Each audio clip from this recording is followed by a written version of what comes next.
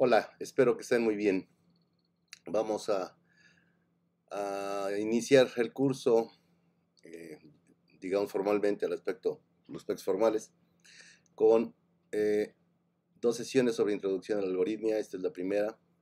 En estas dos sesiones definiremos conceptos muy básicos de algoritmia que nos van a permitir establecer claramente a qué nos vamos a referir en el resto del curso cuando hablemos de cosas como, por ejemplo, dominio del problema, como por ejemplo instancia o ejemplar y cuestiones al respecto que iremos viendo. Entonces, está dividida esta presentación en dos partes, problemas y ejemplares, y pues lo que veremos en buena parte en la mitad del curso sobre la eficiencia de los algoritmos. Bueno, no, ya sabrán ustedes qué es un algoritmo. Aquí lo pongo como pregunta. Lo que usualmente nos dicen es que es con un conjunto de reglas que al seguirlas realizan algún cálculo, ya sea que lo hagamos a mano o que hagamos un programa de computadora que implemente ese algoritmo. Por ejemplo, algunos ejemplos, ¿verdad? Muy básicos que tenemos. Por ejemplo, ustedes ya son profesionales de algún área de la computación, entonces, pues bueno, ya conocen una buena cantidad de algoritmos. Pero bueno, los ejemplos más simples de algoritmos son pues aquellos que aprendimos para sumar, restar, multiplicar y dividir en la primaria. Esos son los pues, primeros ejemplos de algoritmos que fuimos aprendiendo por el paso de nuestra formación educativa. Y bueno, dicen que el algoritmo más famoso en la historia es el algoritmo de Euclides. Lo inventó en el siglo IV a.C. Y como bien saben, también pues, sirve para calcular el máximo común divisor de dos enteros. Una de las cosas que recordarán es que ejecutar un algoritmo implica varias cosas. Una es que no debemos tomar decisiones objetivas. No es que no queda la interpretación de las personas, sino debe estar claramente establecido qué se debe de hacer. No requerimos el uso de la intuición. Se me hace que va por aquí, se me hace que va por allá, eso no se vale. No requiere el uso de la creatividad, es decir, debe de decirnos qué hacer precisamente, nosotros no tenemos que inventar qué hacer. En ese caso estaríamos diseñando un algoritmo, no ejecutando un algoritmo. Es decir, para diseñar un algoritmo sí vamos a necesitar creatividad. Y también nos va a hacer falta tener una buena intuición del problema que queremos resolver. Entonces, muchas veces hemos oído por ahí, ¿no?, que una receta de cocina es un algoritmo. Bueno, sí, siempre y cuando describa precisamente cómo preparar un platillo, lo cual incluye varios aspectos. Para que realmente podamos decir que es un algoritmo, primero, debemos de conocer la cantidad exacta de cada ingrediente. Una manera clara de cómo mezclar los ingredientes debe de estar especificada, la temperatura a la que se debe de cocinar y el tiempo de cocción. Si la receta contiene nociones vagas como agrega sal al gusto, póngole una pizca de canela o cocina hasta que esté tierno, entonces ya no sería un algoritmo. ¿Ok? Entonces, es decir, hay cosas que se pueden parecer a un algoritmo, pero que no lo son por las características, porque no cumplen algunas de esas características que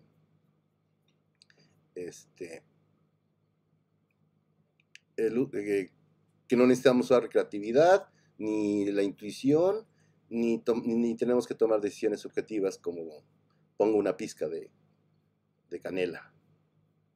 Ajá. Entonces, bueno.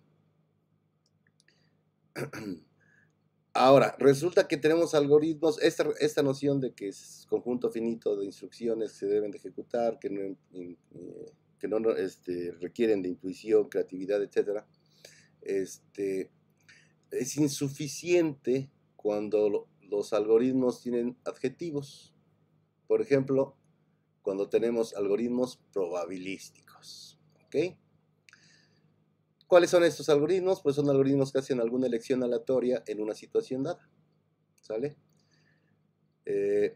Entonces, esa elección, ¿verdad? No, decíamos antes que no deberíamos de hacer elecciones subjetivas. Bueno, aquí no es subjetiva la elección debe de ser aleatoria. Es decir, que aleatoria no significa arbitrario.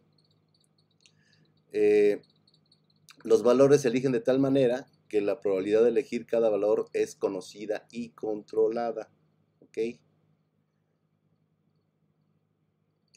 Por ejemplo, decir elija un número entre 1 y 6 sin mayores detalles no es aceptable en un algoritmo. ¿Qué sí es aceptable?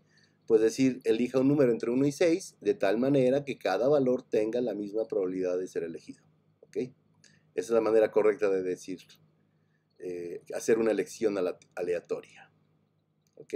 Elegir, por ejemplo, entre 1 y 6, pero con la condición de que cada número tenga la misma probabilidad de ser elegido. Así sí se vale que sea un algoritmo probabilístico. Tenemos otro tipo de algoritmos, los aproximados, ¿no? Si en la práctica nos dicen que 1170 es el resultado de multiplicar 23 por 51, pues no es aceptable. No es aceptable porque el resultado correcto es 1173 y hay algoritmos que lo pueden hacer de manera eficiente ese cálculo. Entonces no podríamos aceptar que para el problema de multiplicar dos enteros positivos nos dieran un número aproximado. Pero pues la realidad no es siempre tan bonita. Por ejemplo, si queremos calcular raíz de 2, pues nos tenemos que conformar con un algoritmo que se aproxime, ya que es un número irracional cuya representación por ser irracional es infinita y no repetitiva. Entonces aquí sí no nos queda de otra más que aceptar un algoritmo que nos dé una aproximación a la raíz de 2. Pero igual tiene que tener algunas condiciones para que realmente se le llame algoritmo aproximado. ¿Cuáles son las condiciones? Pues bueno, la condición de los algoritmos aproximados es que debemos de controlar la precisión con la que queremos la solución. Por ejemplo, decir que requiere una precisión de 10 a la menos 4 o de 10 a la menos 10. ¿Vale? Entonces,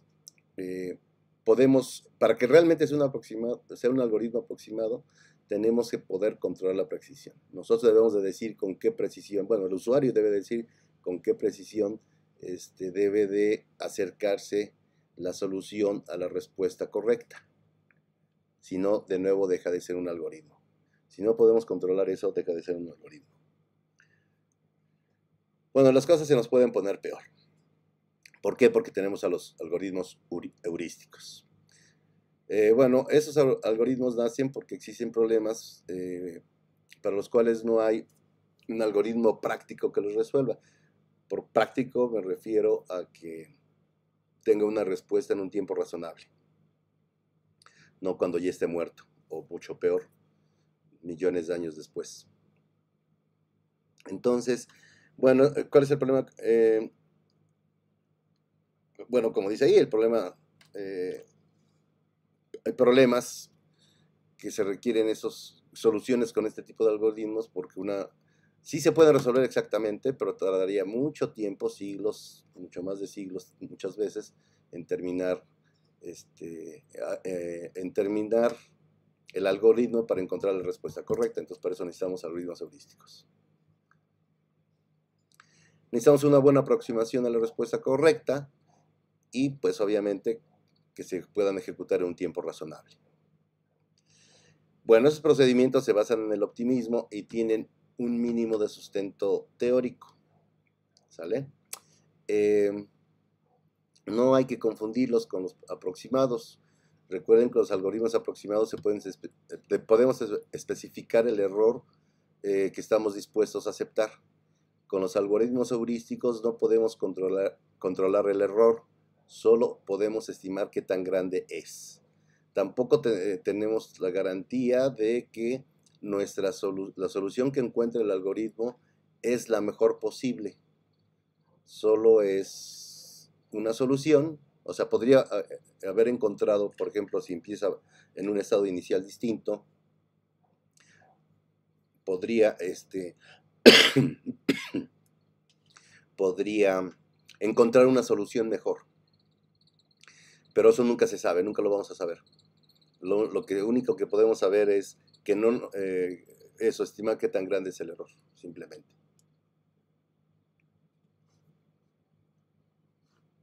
Bueno, entonces, ahora podemos decir, ¿verdad?, que el algoritmo es el estudio de los algoritmos. Ok, si vamos a estudiar algoritmos, pues está muy bien, ya dijimos que es un algoritmo. Pero pues como ustedes ya deben de saber, hay muchas formas o muchos algoritmos para resolver el mismo problema. Entonces, ¿cómo elegir? ¿O qué elección tomar o cómo hacerle para tomar una decisión sobre qué algoritmo vamos a elegir? Bueno, pues debemos de considerar siempre las condiciones materiales del lugar donde se tiene que resolver el problema. Entonces, por ejemplo, podríamos seleccionar de acuerdo a el algoritmo que tome el menos tiempo de ejecución, el que use menos almacenamiento, el que sea más fácil de programar. Recuerden, normalmente los algoritmos son más fáciles de programar, pues son menos eficientes o tardan más en encontrar las soluciones. Pero muchas veces es suficiente con uno de ellos, dependiendo de las condiciones materiales que quieran resolver, pues es muy posible que en muchas ocasiones sea suficiente un algoritmo con que sea fácil de programar, resolver rápido y ya.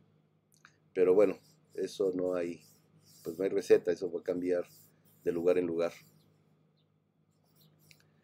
Bueno, la selección va a depender de algunos factores, esta selección de cuál algoritmo. Esos factores pueden ser los datos involucrados, la manera en que se presenta el problema, la rapidez y capacidad de almacenamiento del equipo de cómputo que van a utilizar o donde se va a ejecutar donde se va a ejecutar la implementación de ese algoritmo. Muchas veces, como pues los que ya han tenido alguna experiencia laboral, pues una cosa es la máquina donde ustedes programaron, desarrollaron su sistema, y otra cosa es la máquina donde se va a ejecutar, donde va a estar dando solución ese sistema. Entonces, pues tienen que tomar en cuenta todo eso, ¿no? Bueno, y viene la siguiente parte de lo que es la algoritmia. ¿Qué pasa si ninguno de los algoritmos disponibles es adecuado para las condiciones materiales que se tienen? Bueno, pues entonces tendríamos que diseñar un nuevo algoritmo que garantice que va a ser la solución pertinente al lugar donde van a estar resolviendo el problema. Bueno, entonces por eso decimos que el algoritmo es una disciplina de la ciencia de la computación que sirve para dos cosas. La primera, evaluar el efecto de las condiciones materiales sobre los algoritmos disponibles para que podamos elegir el que mejor se adapte a dichas condiciones. Esa es la primera, y eso es lo que corresponde al nombre de su curso, que es análisis. La segunda, pues diseñar nuevos algoritmos que resuelven un problema en particular, lo que corresponde al segundo verbo del nombre de su materia, análisis y diseño de algoritmos. ¿Ok? Bueno, esto va a ocurrir frecuentemente en los videos. Aparte de que está el material que deben de trabajar, la parte teórica, cuando sea necesario, los ejemplos, también van a venir los ejercicios. Entonces, bueno, el primer ejercicio que tienen esta semana es, ya sea en la bibliografía o en internet, busque los siguientes algoritmos de ordenamiento: bubble sort, heap sort y radix sort. Estudienlos, analícenlos, y bueno, justamente lo que quiero es que consideren las condiciones materiales que necesitarían tener para escoger alguno de los tres algoritmos. Cuando bajo qué condiciones materiales usarían bubble sort, bajo cuáles heap sort y bajo cuáles radix sort. Es el primer ejercicio de esta semana. Bueno,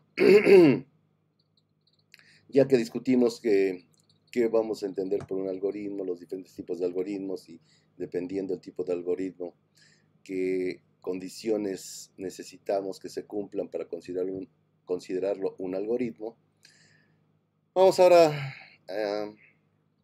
a considerar lo que dice ahí. Existen varios algoritmos para resolver el problema de multiplicar dos enteros positivos.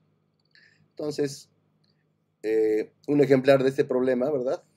O un ejemplo del problema de multiplicar dos enteros positivos es pues multiplicar el entero positivo 981 por el entero positivo 1234. Bueno, esos algoritmos, ¿verdad?, que tenemos para multiplicar, no solo proveen una forma de multiplicar esos dos números en particular, sino dan una solución general al problema de multiplicar dos enteros positivos, cualesquiera que sean. En ese sentido decimos que el par 981,1234 es un ejemplar de este problema. Si lo pueden considerar pues este par como los parámetros reales, ¿verdad?, de un procedimiento en cualquier lenguaje de programación o de una función en cualquier lenguaje de programación. Si tienen la función que multiplica dos enteros positivos, pues este sería una instancia real del problema, un parámetro real del problema, o en el curso de algoritmo, en este curso le vamos a llamar un ejemplar del problema. Multiplicar 789 por 9742, pues es otro ejemplar del mismo problema y lo podemos expresar pues como el par 789, 9742. Noten que multiplicar menos 12 por 83.7 no es un ejemplar del problema, por dos razones en este caso. La primera es que menos 12 no es positivo y la segunda es que 83.7 no es un entero. Entonces, el par menos 12 en 83.7 no sería un ejemplar del problema de multiplicar dos enteros positivos. Por supuesto, el par menos 12, 83.7 sí es un ejemplar de un problema más general de multiplicación. En eso estamos de acuerdo. O sea, sí hay algoritmos que nos permiten multiplicar números reales. Pero nosotros estamos hablando de enteros positivos. Por otro lado, como ya lo saben, seguramente ya lo saben, la mayoría de los problemas interesantes tienen una colección infinita de ejemplares. Bueno, dicho sea de paso, no vamos a hacer algoritmos para resolver problemas que no son interesantes. Hay tanto trabajo que hacer que pues no podemos darnos el lujo de ser tan ociosos. Pero bueno, hay excepciones. Es decir, no todo problema interesante tiene un número infinito de instancias. Por ejemplo, o de ejemplares. El problema de jugar un juego perfecto de ajedrez tiene un solo ejemplar, ya que existe solamente una única posición inicial. Además, solamente existe un número finito de subejemplares, que son las posiciones intermedias legales. Sin embargo, esto que tenga un solo ejemplar no significa que el problema carezca de interés algorítmico. Ok, un algoritmo, vamos a ver lo que es el dominio de definición. Entonces, bueno, un algoritmo debe trabajar correctamente sobre cada ejemplar del problema que resuelve, sobre todos. Para mostrar que un algoritmo es incorrecto, solo necesitamos encontrar un ejemplar del problema para el cual es incapaz de encontrar una respuesta correcta.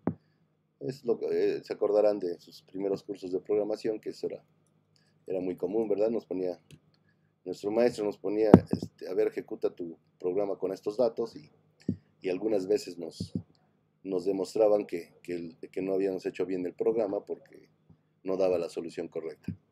Con ese simple ejemplar que nos dieron y que no dio la respuesta correcta, pues es suficiente para decirnos que el algoritmo, perdón, en ese caso que el programa no era correcto.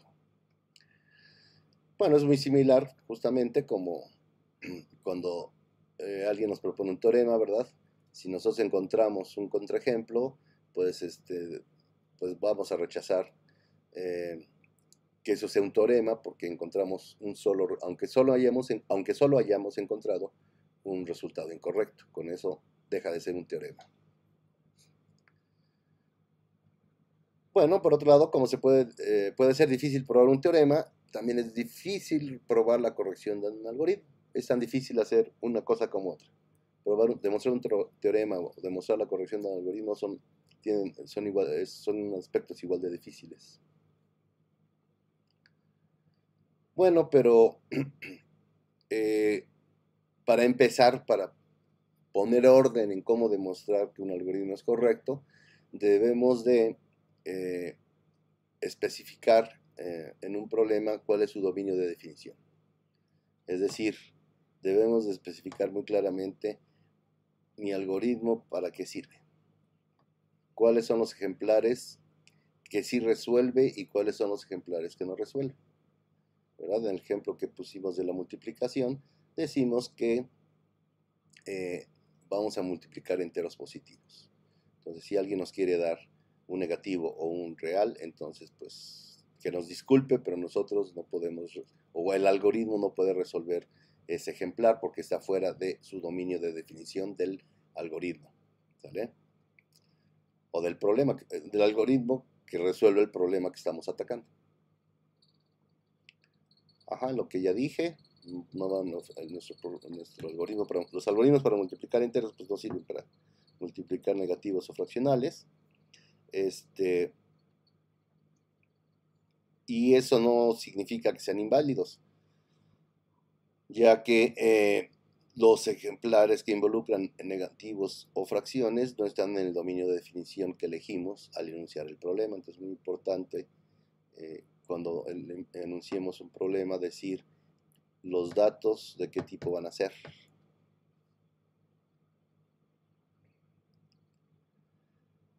Bueno, también es cierto que cualquier dispositivo de cálculo, de cómputo, tiene un límite en el tamaño de los ejemplares que puede manejar, ya sea porque los números involucrados son muy grandes o porque desbordamos el espacio de almacenamiento. Bueno, este límite no se le puede atribuir al algoritmo que elegimos usar, ¿sale? Son problemas prácticos que no requieren de nuestra atención, ¿sí? Bueno, también sabemos que máquinas distintas tienen límites distintos y aún programas distintos que implementan el mismo algoritmo sobre la máquina pudieran imponer distintas restricciones. Bueno, en este caso nos conformaremos, ¿verdad?, comprobar que nuestros algoritmos son correctos en abstracto, ignorando las limitaciones prácticas presentes en cualquier programa concreto que lo implemente. No tenemos un número infinito de memoria, no tenemos un número infinito, los procesadores no tienen un número infinito de capacidad para almacenar números, etc. Entonces, eso lo sabemos, no importa. ¿Por qué hacemos esto? Pues porque queremos probar que nuestro algoritmo es correcto para cualquier ejemplar del dominio del problema, sin importar que algunos de esos ejemplares sería imposible ejecutarlos en alguna implementación de ese algoritmo. Pero, es decir, hay que separar entre la parte algorítmica y demostrar la corrección del algoritmo y entre la parte que tiene que ver más con cuestiones prácticas. Si se fijan, más cuestión de tecnología. Posiblemente cuando dije que una de las condiciones materiales pudiera ser el espacio de almacenamiento con el que contamos, seguramente ustedes pusieron cara de pues ahora no inventes y todo, ahora tenemos un montón de espacio de almacenamiento, teras y teras de almacenamiento, ¿no? Pero no, también hay problemas que con los 2-3 teras que tengan en su computadora no serían suficientes para ser almacenados. De hecho, hay dispositivos especiales para ese tipo de problemas. Ok, entonces, bueno, vamos a demostrar en abstracto que nuestros algoritmos son correctos.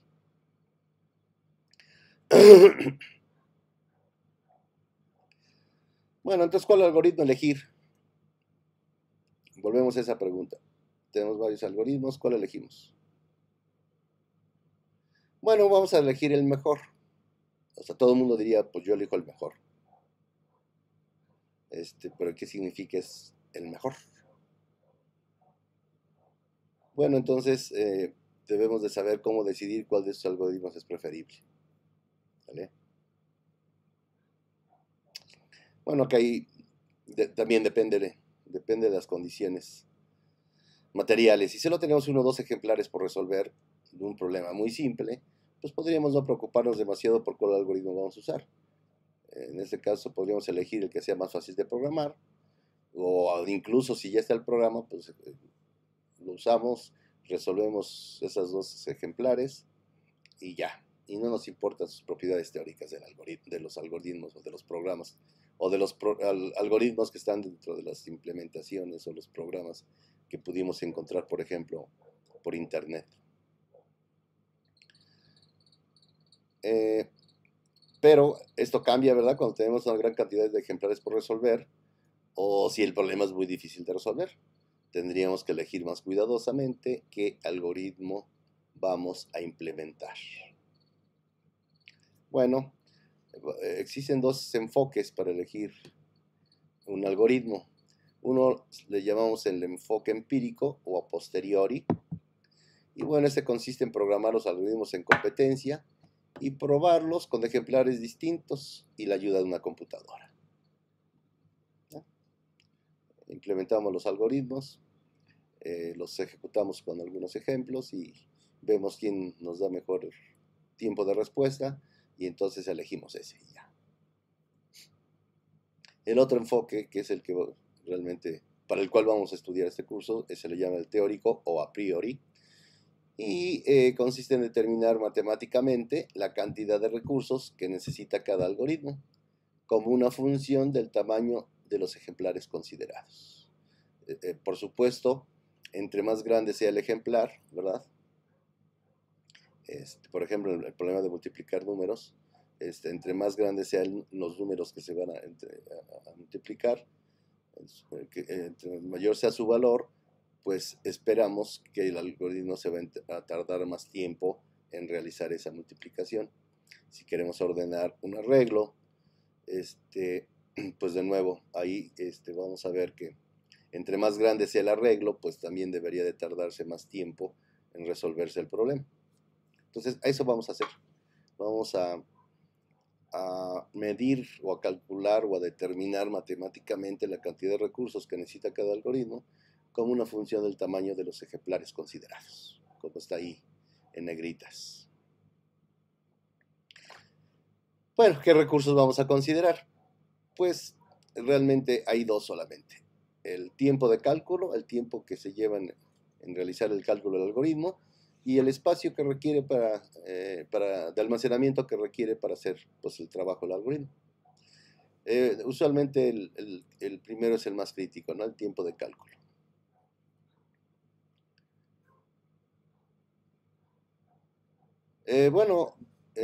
Pues eso justamente vamos a evaluar los algoritmos sobre la base de sus tiempos de ejecución. Así que cuando hablemos de la eficiencia de un algoritmo, simplemente estaremos diciendo qué tan rápido se ejecuta. Ese es un concepto importante, la eficiencia de los algoritmos. Y no es más que el tiempo o qué tan rápido se ejecuta el algoritmo o el tiempo que toma en resolver un problema del algoritmo de acuerdo al tamaño del ejemplar. Rara vez en este curso vamos a hablar del almacenamiento que requiere un algoritmo.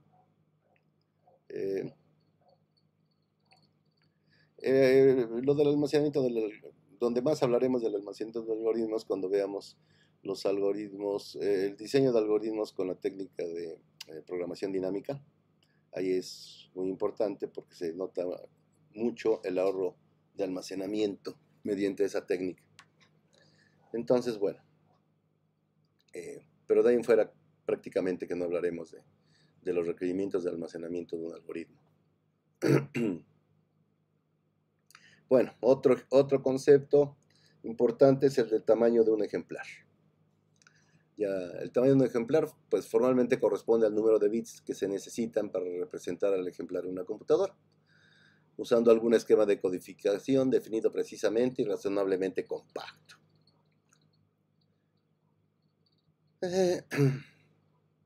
No obstante, para ser más claro en nuestro análisis, usualmente seremos menos formales y simplemente consideraremos cualquier entero que de alguna manera mide el número de componentes en un ejemplar. No vamos a fijarnos en el número, en una definición de almacenamiento que pues obviamente es el bit, ¿no? Pero si no nos hablaremos de algún entero que mida justo eso, el número de componentes que tiene un ejemplar. Por ejemplo, algunos ejemplos de tamaños de un ejemplar o cómo mediremos el tamaño de un ejemplar. Bueno, cuando hablemos sobre ordenamiento, usualmente mediremos el tamaño de un ejemplar por el número de artículos que sean de ordenar. Y vamos a ignorar el hecho de que cada uno de esos artículos necesitará más de un bit para representarse sobre una computadora. Ahí lo que nos va a interesar es el número de artículos que estamos ordenando, no cuánto espacio en memoria necesito para almacenar cada uno de esos artículos. Cuando hablemos sobre grafos, por ejemplo, usualmente mediremos el tamaño de un ejemplar por el número de nodos o vértices, o ambos, involucrados. No importa si esos grafos, qué información almacenan. Si almacenan números, si almacenan etiquetas, si almacenan nombres de ciudades, si almacenan lo que sea. Si almacenan otra estructura de datos, que bien podría ser como un árbol, etc., no nos va a importar eso, nada más vamos a decir cuál es el número de nodos o de vértices. Bueno, como siempre hay excepciones, y acá en este caso la excepción será cuando nuestro problema involucra enteros. Entonces daremos la eficiencia de los algoritmos en términos del valor del ejemplar considerado y no de su tamaño. Recuerden, el tamaño sería el número de bits necesarios para representar dicho valor en binario. ¿Okay?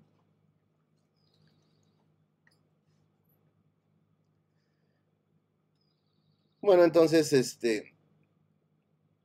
pues para estos ejemplares, pues como para estos tipos de medición de recursos, si queremos medir el almacenamiento, como ya dijimos, pues tenemos la noción de bit. Sin importar el tipo de máquina de computadora que usemos, esa noción está bien definida, ¿no? Un bit es un dígito binario que nos permite almacenar un 0 o 1, punto. Y eso es aquí en cualquier parte del mundo, en cualquier dispositivo que tenga que ver con un procesador, digamos. Puede ser un celular, puede ser cualquier dispositivo, un microondas, cualquier dispositivo que necesite un programa que lo controle, tenemos esa unidad del bit. Bueno, pero si queremos medir la eficiencia de un algoritmo en términos del tiempo que toma producir una respuesta, entonces ya no es tan obvia la elección. Por ejemplo, no lo podríamos expresar esta eficiencia en segundos, ya que no tenemos una computadora estándar a la cual pudieran hacerse referencia a todas las mediciones. Ajá. Entonces, como bien saben, la cantidad de instrucciones que puede usar un procesador, que puede ejecutar un procesador en un segundo, varía considerablemente de la tecnología del microprocesador que estemos considerando, ¿vale? Entonces, pues no hay un estándar, no es como el caso del bit, no importa en qué máquina o en qué dispositivo que sea controlado por un programa tengamos, siempre va a estar vigente la noción de bit y va a ser estándar en todas, pero en el cuestión de tiempo de ejecución, no, pues no existe ese estándar por esa razón, ¿no? Y además, peor todavía, porque cada vez las nuevas generaciones de microprocesadores pues pueden ejecutar más instrucciones por segundo. Entonces, pues muy fácilmente todos nuestros análisis se vendrían abajo en, ¿qué les gusta? 4 meses, 6 meses. No recuerdo ahora cada cuánto sale una nueva generación de procesadores, pero estaríamos hablando de cosas pues muy graves, ¿no? Porque todos nuestros análisis serían muy relativos. Ajá, no habría una noción absoluta de eso. Bueno, pero algo que es importante o algo que nos puede guiar para dar una respuesta, para encontrar una forma de medir la eficiencia de los algoritmos, está dada por el principio de invarianza. Y ese principio dice que dos implementaciones diferentes del mismo algoritmo, no de algoritmos distintos, sino del mismo algoritmo, no van a diferir en eficiencia por más de alguna constante multiplicativa. ¿Sale? Por ejemplo, si esa constante es 5, entonces sabremos que si la primera implementación toma un segundo para resolver ejemplares de cierto tamaño, entonces la segunda implementación pudiera ser sobre una máquina distinta o escrita en un lenguaje de programación distinto, no tomará más de 5 segundos para resolver los mismos ejemplares. ¿Sale? Bueno. Simbólicamente, si dos implementaciones del mismo algoritmo toman respectivamente t sub 1 dn y t sub 2 dn segundos para resolver un ejemplar de tamaño n, entonces siempre existen constantes positivas c y d, tales que t1 dn siempre va a ser menor o igual que c de t2 dn, pero también t2 dn va a ser menor o igual que d de t1 dn. Ajá, acá vamos a encontrar en este curso siempre la palabra, la frase mágica, siempre que n sea suficientemente grande. ¿Eso qué significa? Que puede ser que no se cumpla para los primeros n naturales, pero que a partir de un natural cual, quién sabe, no me importa, a partir de ese número, del siguiente número natural a ese, siempre va a cumplirse. Eso significa que siempre que n sea suficientemente grande. ¿Vale? Dicho en términos matemáticos, que un intervalo inicial de los números naturales, puede que para ese intervalo inicial de los números naturales no se cumpla. Pero después del siguiente natural a ese intervalo, pues entonces siempre se va a cumplir, y como los naturales son infinitos, pues entonces eso significa que no se cumpliría solo para un número finito de números naturales, ¿no? También se dice así, salvo un número finito de naturales, inicial finito.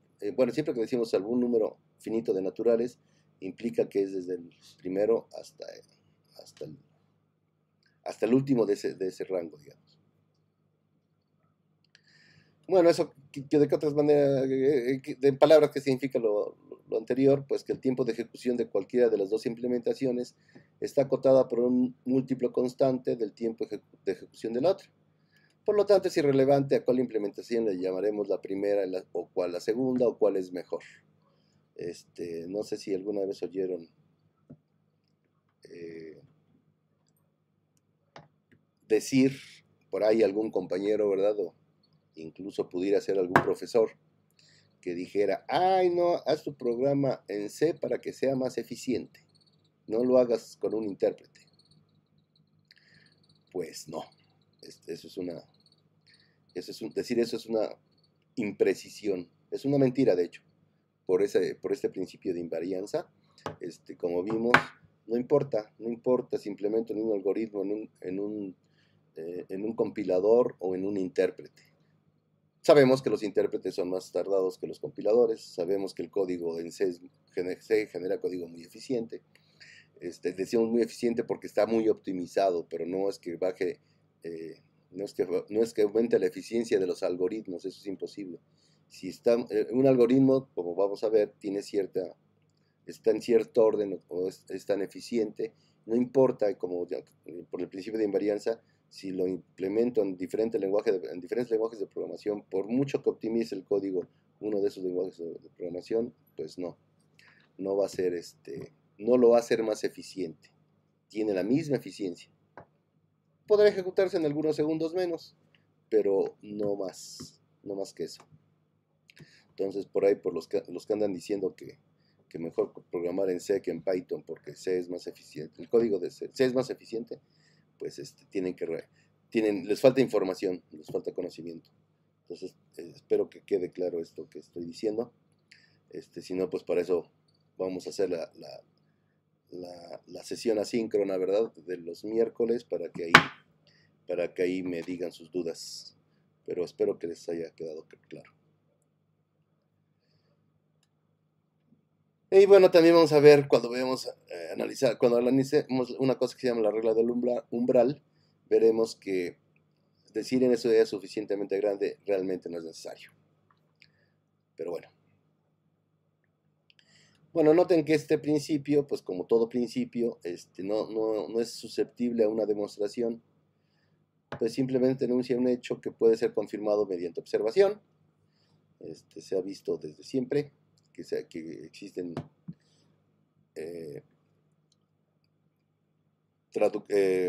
pues, lenguajes de programación en los cuales implementar algoritmos. Ajá. Y bueno, como dice ahí, tiene una amplia aplicación. Y bueno, lo interesante es que el principio se mantiene cierto sin importar cuál computadora se usa para implementar un algoritmo, siempre y cuando la computadora tenga un diseño convencional, ¿no? Como la tienen todas las que hasta ahora conocemos, todas las computadoras con arquitectura von Neumann, sin importar el lenguaje de programación o el compilador empleado, es más, sin importar la habilidad del programador. Eso quiere, claro, siempre y cuando él o ella no modifique realmente el algoritmo. Es decir, implemente ese algoritmo. Si le hacen modificaciones, pues sí podría variar la eficiencia del algoritmo. Pero si no, y entonces no sería comparable con el primero, o no sería indistinguible de la otra implementación porque ya cambió el algoritmo.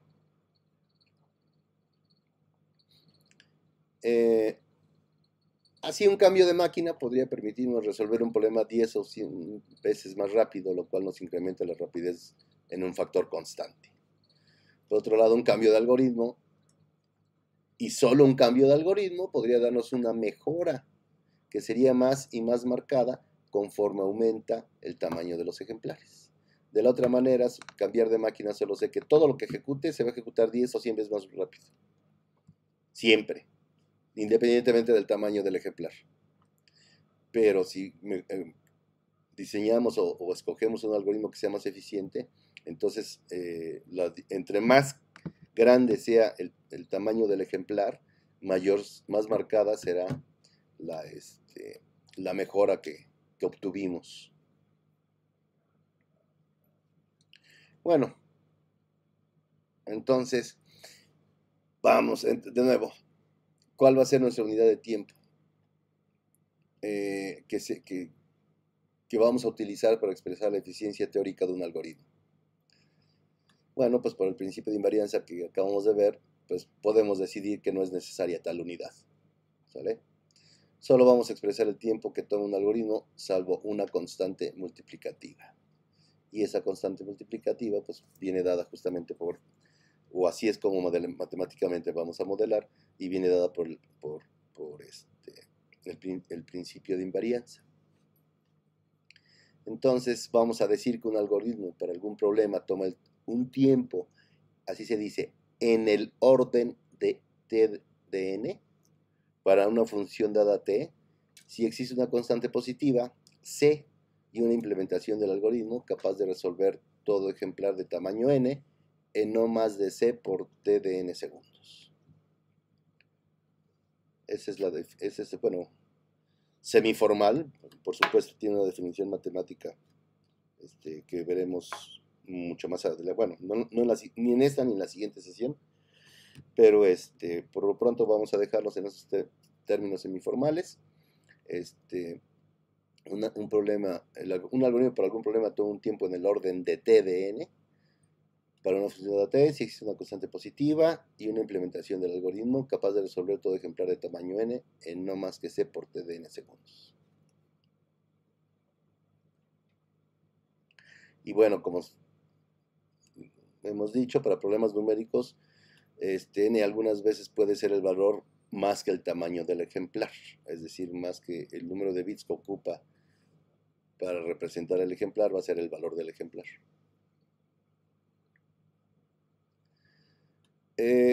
Noten que aquí dijimos segundos, ¿no? Tn segundos. En c de tn segundos. Bueno, pues eso de decir segundos es arbitrario. ¿Sí? ¿Por qué? Porque al cambiar la constante para acotar el tiempo por a de tn años o b de tn microsegundos, pues es posible también. como se acordarán de sus clases de física en la prepa, bueno, en la secundaria, que pues muy usualmente se pasaba de horas a segundos o de segundos a horas, de días a segundos a horas, microsegundos, etcétera. ¿Sale? Entonces podemos, pues eso, podemos, por ejemplo, ATN años a pasarlos a BTN microsegundos. Y al revés, BDTN microsegundos lo podemos pasar a DTN de años. Bueno, por el principio de invarianza, si cualquiera de las dos implementaciones del algoritmo tiene la propiedad requerida, entonces también la tendrán todos los demás. No obstante, la constante multiplicativa cambiaría de una implementación a la otra. Pero pues eso no importa. Cambia la constante, puede cambiar la constante, pero no cambia el orden de la función, como vamos a ver. Bueno, eso que hemos medio formalmente dicho, lo vamos a resolver con el concepto de notación asintótica. Y bueno, entonces cuando definamos lo de notación asintótica, nos quedará más claro por qué se dice en el orden de, en lugar del que usan, es más usado en mucha literatura, del orden de. Nosotros vamos a decir en el orden de, porque es la forma más correcta de acuerdo a su definición matemática. Bueno, algunos órdenes, ¿no? Decimos que una función está en el orden de, ¿verdad? Sí, así le dijimos. Un algoritmo para un problema n toma un tiempo en el orden de. Entonces, algunos de esos órdenes son muy comunes y pues son tan comunes que se les dan sus nombrecitos particulares. Entonces, bueno, por ejemplo, suponga que el tiempo que toma un algoritmo para resolver un ejemplar de tamaño n nunca es mayor a CDN. Segundos o ya saben, no importa. CDN unidades de tiempo, donde C es una constante apropiada. Entonces decimos que el algoritmo toma un tiempo en el orden de n, o más simplemente que toma el tiempo lineal. También decimos que el algoritmo es lineal. De hecho, de aquí en adelante vamos a hablar de algoritmo lineal. Lo mismo ocurre cuando un algoritmo no toma más de cn cuadrado segundos para resolver un ejemplar de tamaño n. Entonces decimos que toma tiempo en el orden de n cuadrada o tiempo cuadrático o, bueno, y le llamaremos un algoritmo cuadrático. Similarmente, un algoritmo es cúbico, polinomial o exponencial si toma un tiempo en el orden de n al cubo, n a la k o c a la n, respectivamente. Donde, pues, por supuesto, k y c son constantes adecuadas. Bueno, acá hay que tener cuidado. Primera advertencia. No caigamos en la trampa de olvidar completamente las constantes ocultas. ¿Quiénes son las constantes ocultas? Pues son nuestras constantes multiplicativas que se usan en esas definiciones que hemos visto. Aquí cn cuadrado segundos, etcétera, etcétera, etcétera.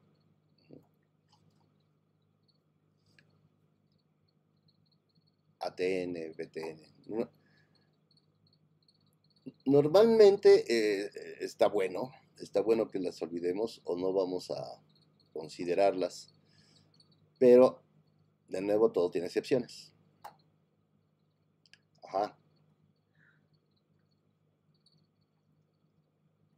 Todo tiene excepciones. Déjeme regresar a donde estábamos.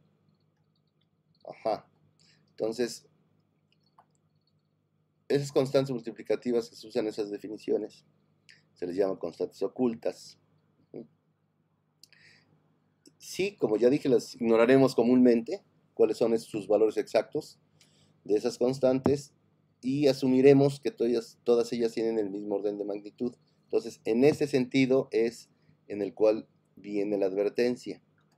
Si no tienen el mismo orden de magnitud, no podemos cerrar los ojos y no verlas, ¿sale? O ignorarlas. Solo si tienen el mismo orden de magnitud.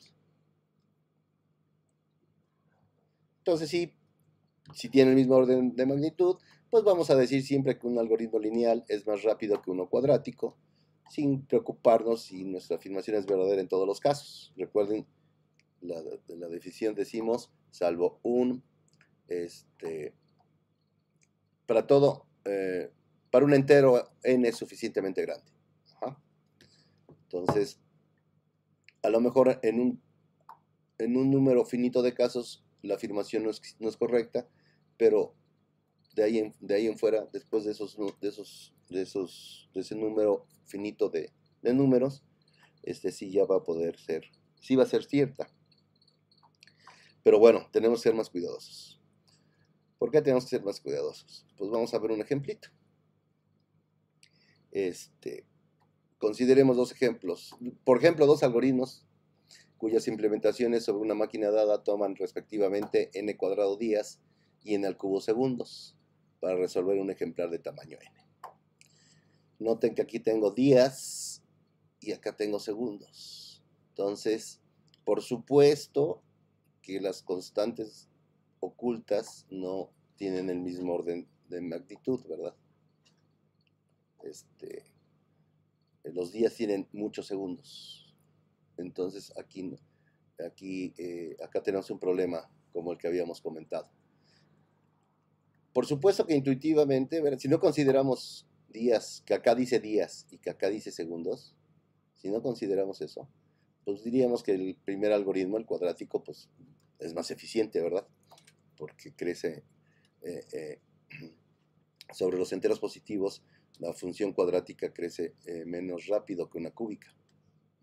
Por lo tanto, se tarda menos tiempo en procesar ejemplares de tamaño n. ¿Sale? Bueno, pues la mala noticia es de que como no tienen el mismo orden de magnitud, solo para ejemplares que requieren más de 19 millones de años en ser resueltos, es que el algoritmo cuadrático llega a ser más rápido que el algoritmo cúbico. Por supuesto, desde un punto de vista teórico, el primer algoritmo, el cuadrático, es asintóticamente mejor que el segundo.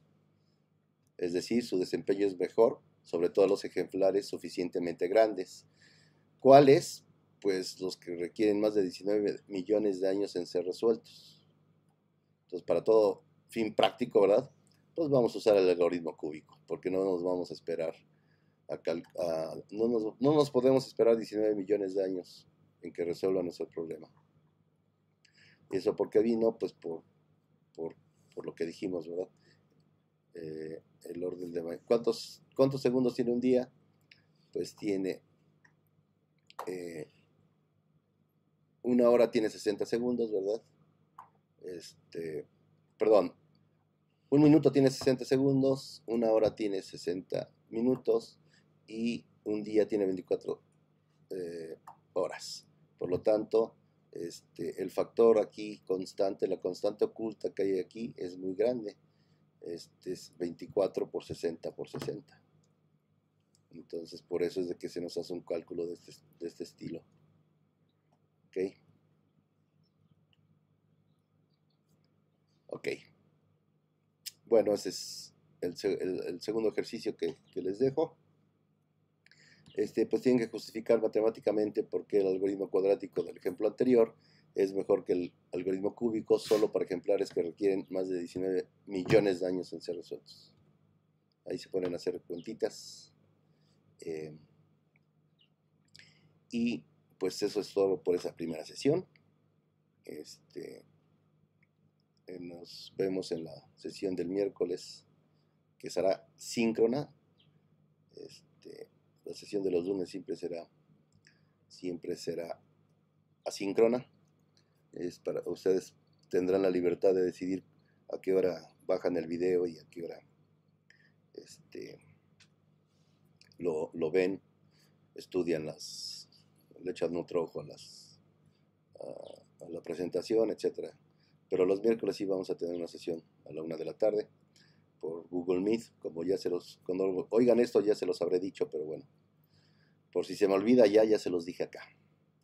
Entonces, bueno, pues manténganse en casa, manténganse sanos y con el ánimo arriba. Me ven la próxima por vídeo me ven la próxima semana, el lunes. Muchas gracias. Pásenla muy bien. Nos vemos.